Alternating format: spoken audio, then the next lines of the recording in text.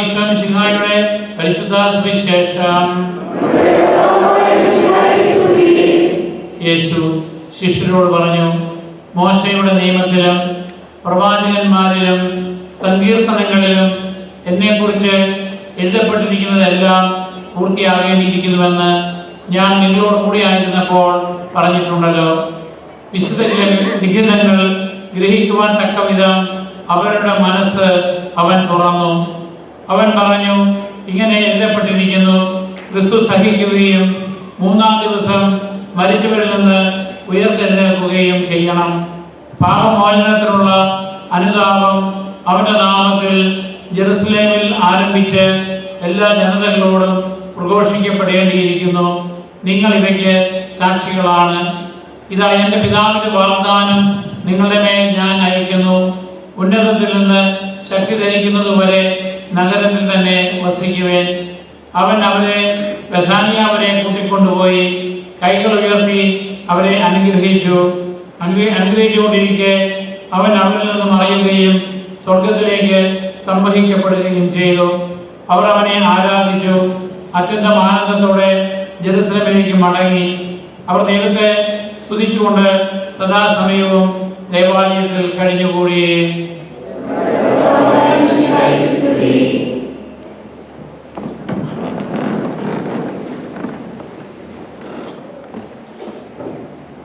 സ്വപ്നാരോഹണവുമായി കേന്ദ്രീകരിച്ചുള്ള സുവിശേഷ ഭാഗമാണ് നമ്മളിന്ന് കേൾക്കുക. നമുക്കറിയാം, നമ്മൾ സ്കൂളിലൊക്കെ പഠിക്കുമ്പോൾ ബയോളജിയിൽ ആറ്റത്തിൻ്റെയും അല്ലെങ്കിൽ സെല്ലിൻ്റെയും ഒക്കെ പഠിക്കുമ്പോൾ അതിനൊരു ന്യൂക്ലിയസ് ഉണ്ട്, ഒരു കേന്ദ്ര ബിന്ദുവുണ്ട്. അതുപോലെ ഇന്ന് നമ്മൾ കർത്താവിൻ്റെ സ്വർഗാരോഹണത്തിന് മുൻപ് കർത്താവ് നൽകിയ ഉപദേശങ്ങളും സ്വർഗാരോഹണത്തെ തുടർന്ന് നടന്ന കാര്യങ്ങളുമാണ് ബൈബിളിൽ പരാമർശിക്കുക. വിശുദ്ധ ഗ്രന്ഥം എന്ന് പറയുന്നതും ക്രിസ്തു എന്ന ന്യൂക്ലിയസിൽ കേന്ദ്രീകരിച്ചാണ്. പഴയ നിയമത്തിലെ 46 ഗ്രന്ഥങ്ങളും യേശുവിലേക്കാണ് ആദ്യം മുതലേ വിരൽ ചൂണ്ടുക. അതുപോലെ തന്നെ പിന്നീട് വരുന്ന 27 പുസ്തകങ്ങളും ഈശോയുടെ ജീവിതവും പ്രബോധനങ്ങളുമായി ബന്ധപ്പെട്ടും ഈശോ സ്ഥാപിച്ച സഭയുമായി ബന്ധപ്പെട്ടുമാണുള്ളത്. ഇന്നത്തെ സുവിശേഷത്തിന് ഈശോ തൻ്റെ സ്വർഗാരോഹണത്തിന് തൊട്ട് മുമ്പായിട്ട്, അതായത് ഉദ്ധാനത്തിന് ശേഷം 11 ശിഷ്യന്മാരോടായിട്ട് പറയുകയാണ്, മോശയുടെ നിയമത്തിലും പ്രവാചകന്മാരിലും സങ്കീർത്തനങ്ങളിലും എന്നെക്കുറിച്ച് എഴുതപ്പെട്ടിരിക്കുന്നതെല്ലാം പൂർത്തിയാകേണ്ടിയിരിക്കുന്നുവെന്ന് ഞാൻ നിങ്ങളോട് പറഞ്ഞിട്ടുണ്ടല്ലോ. അപ്പോൾ അത് എല്ലാം പൂർത്തിയായിരിക്കുന്നു. ഈ 3 വിഭാഗങ്ങളാണ് പഴയ നിയമത്തെ കണക്കാക്കുക. ആദ്യത്തെ 5 പുസ്തകം, പഞ്ചഗ്രന്ഥി, അത് മോശയുടെ പേരിലുള്ളതാണ്. പിന്നെ പ്രവാചക ഗ്രന്ഥങ്ങൾ, മറ്റ് ലിഖിതങ്ങൾ, അതെല്ലാം മനസ്സിലാക്കുവാനുള്ളതായ വിവേകം ഈശോ ഈ ശിഷ്യന്മാർക്ക് നൽകുകയാണ്. ഈശോയെ കൃപ ലഭിക്കുമ്പോഴാണ് നമുക്ക് ബൈബിൾ പഠിക്കാനും ആ ബൈബിൾ ആസ്വദിക്കുവാനും ആനന്ദം കണ്ടെത്തുവാനും അതിൻ്റെ അർത്ഥതലങ്ങൾ മനസ്സിലാക്കുവാനും സാധിക്കുക. അപ്പോൾ ഈശോ പറയുകയാണ്, ഞാൻ പീഡനം സഹിക്കണം, മരിക്കണം, മരിച്ചവരിൽ നിന്ന് 3-ാം ദിനം ഉദ്ധാനം ചെയ്യപ്പെടണം എന്നുള്ളതെല്ലാമാണ് ഇവിടെ സംഭവിച്ചിരിക്കുന്നത്. അതുകൊണ്ട് നിങ്ങൾ ഇനി ലോകമെങ്ങും പോയി ഈ അനുതാപത്തിന്റെ സുവിശേഷം പ്രസംഗിക്കണം. അതായത് അനുദപിക്കുകയും പാപമോചനത്തിൻ്റെതുമായ സുവിശേഷമാണത്. 2 ഘടകങ്ങളാണുള്ളത്.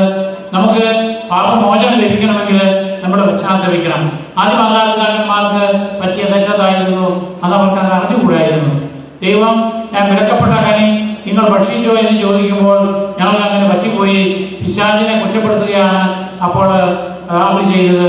ആദാം ഹവ്വായെ കുറ്റപ്പെടുത്തുന്നു, ഹവ്വ പിശാചിനെ കുറ്റപ്പെടുത്തുന്നു, സ്വയം നീതീകരിക്കാൻ ശ്രമിക്കുന്നു. ഇത് തന്നെയാണ് നമ്മളും പലപ്പോഴും ചെയ്യുക, സ്വയം നീതീകരിക്കുക. ദൈവത്തിന്റെ സന്നിധിയിൽ നമ്മുടെ പാപങ്ങൾ ഏറ്റുപറയുവാനും അനുദപിക്കുവാനും ഉപസാരിക്കുവാനും എളുപ്പപ്പെടുവാനും നമ്മൾ തയ്യാറാക്കുന്നിടത്തോളം കാലം നമുക്ക് ദൈവത്തിന്റെ അനുതാപത്തിന്റെ ഫലം ആയിട്ടുള്ള പാപമോചനം ലഭിക്കുവാനിടയില്ല. അതുകൊണ്ടാണ് കർത്താവ് നമ്മളെ പഠിപ്പിച്ച ധൂർത്തപുത്രന്റെ കഥയിൽ ആ ധൂർത്തപുത്രൻ അനുദപിക്കുന്നത് വരെ പിതാവ് ഒന്നും ചെയ്യുന്നില്ല. എന്നാൽ അവൻ അനുദപിച്ച് പിതാവിന്റെ സന്നിധിയിലേക്ക് വരുമ്പോഴോ അവൻ ആഗ്രഹിച്ചതിനേക്കാളും വലിയ കാര്യത്തിൽ പിതാവ് അവനെ സ്വീകരിക്കുകയും അവൻ ഉന്നതമായ സ്ഥാനങ്ങൾ കൊടുക്കുകയും ചെയ്യുകയാണ്.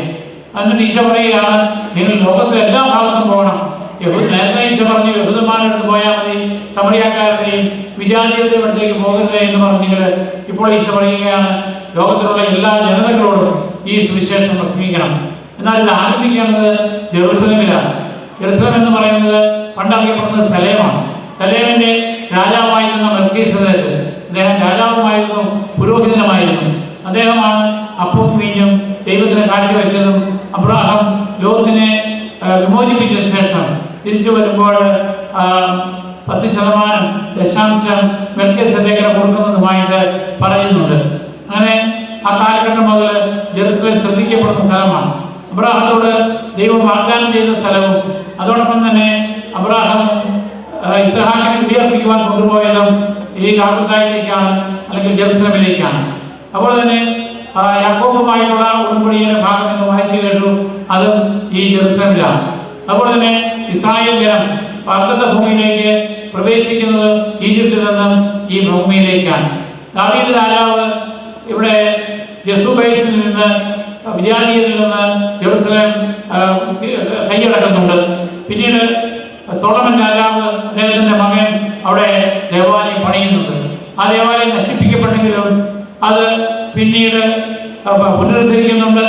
പിന്നീട് ഹെറോദസ് മഹാരാജാവ് അത് വിപുലമായി പണിയുകയും ചെയ്യുന്നുണ്ട്. അങ്ങനെ യഹൂദജനതയുടെയും ക്രൈസ്തവരുടെയും അതുപോലെ തന്നെ മുസ്ലിങ്ങളുടെയും എല്ലാം പ്രധാന കേന്ദ്രമായി ജെറുസലേം മാറുന്നുണ്ട്.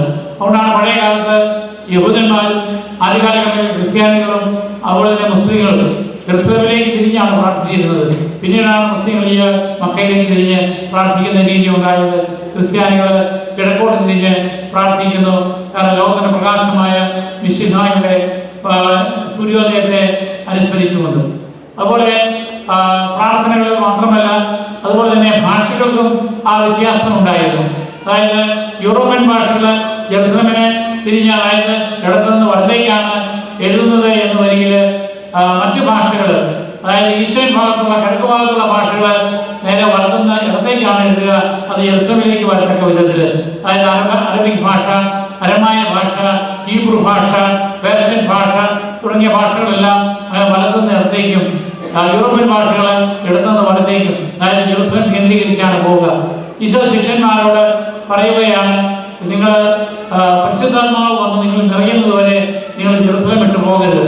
അവിടെ നിന്നാണ് സുവിശേഷം എല്ലാ ഭാഗത്തേക്കും വ്യാപിക്കേണ്ടത്. ഈശോ തന്നെ ശിഷ്യന്മാരെ കൂട്ടിക്കൊണ്ട് പോയത് ഒലിവ് മലയിലെ ബെഥനിയിലേക്കാണ്. അവിടെ നിന്നാണ് ഈശോ നിർദ്ദേശങ്ങൾ നൽകിയിട്ട് വാനമേഘങ്ങളിൽ ഈശോ സ്വർഗ്ഗത്തിലേക്ക് പോവുകയാണ്. ആ ഈശോ തന്നെ വീണ്ടും അതേ വാനമേഘങ്ങളിൽ അതേ മലയിൽ വന്നെത്തുകയും അവിടെ നിന്ന് ഓശാന ഞായറാഴ്ച പോയ അപ്രദക്ഷിണം പോലെ തന്നെ രാജാവായി വിജയശ്രീലാളിതനായി ജെറുസലേമിലേക്ക് പ്രവേശിക്കുമെന്നുള്ളതാണ് ബൈബിൾ സങ്കല്പം. അപ്പോൾ അതുകൊണ്ട് ഈശോ തൻ്റെ ശിഷ്യന്മാർക്ക് തൻ്റെ കൈകൾ ഉയർത്തി അവരെ ആശീർവദിക്കുന്നുണ്ട്. അതിനുശേഷമാണ് സ്വർഗ്ഗത്തിലേക്ക് പോവുക. അതുകൊണ്ടാണ് ഈശോയുടെ ബലിയർപ്പണത്തിൻ്റെ എല്ലാ പ്രാർത്ഥനകളും, വിശുദ്ധ കുർബാന അവസാനിക്കുന്നതും മറ്റു കൂദാശകൾ അവസാനിക്കുന്നതും ഒക്കെ പൗലോസ്ലീഹ കൊറിന്ത്യക്കാർക്ക് 2-ാം ലേഖനത്തിലെ 13-ാം അധ്യായം 13-ാമത്തെ വാക്യത്തിൽ പറയുന്ന അതേ വാക്യങ്ങൾ ഉച്ചരിച്ചുകൊണ്ടാണ്. അതായത് പരിശുദ്ധ ത്രിത്വത്തിന്റെ നാമത്തിലാണ് ആശീർവാദം കൊടുക്കുക.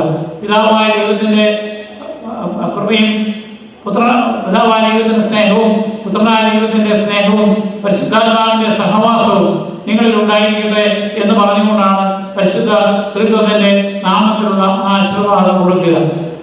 അതോടൊപ്പം തന്നെ ഈശോ സ്വർഗത്തിലേക്ക് സംവഹിക്കപ്പെടുന്നു. ഈശോയ്ക്ക് മുൻപ് 2 പേര് മരണം അനുഭവിക്കാതെ സ്വർഗത്തിലേക്ക് എടുക്കപ്പെട്ടതായി നമ്മൾ കാണുന്നുണ്ട്.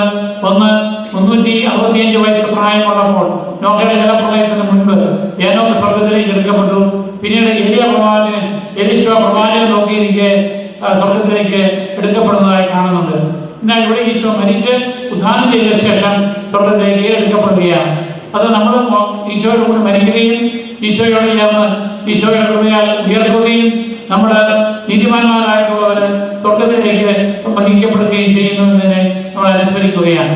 പിന്നീട് സന്തോഷത്തോടുകൂടി ഈ ശിഷ്യന്മാർ ദേവാലയത്തിൽ പോയി പ്രാർത്ഥന നിമിത്തരായി കഴിഞ്ഞിരുന്നു. ബൈബിള് ക്രിസ്തു കേന്ദ്രീകൃതമായതുപോലെ തന്നെ ക്രൈസ്തവരായ നമ്മുടെ ജീവിതവും ക്രിസ്തു കേന്ദ്രീകൃതമാകുവാനായിട്ട് പരിശ്രമിക്കാം.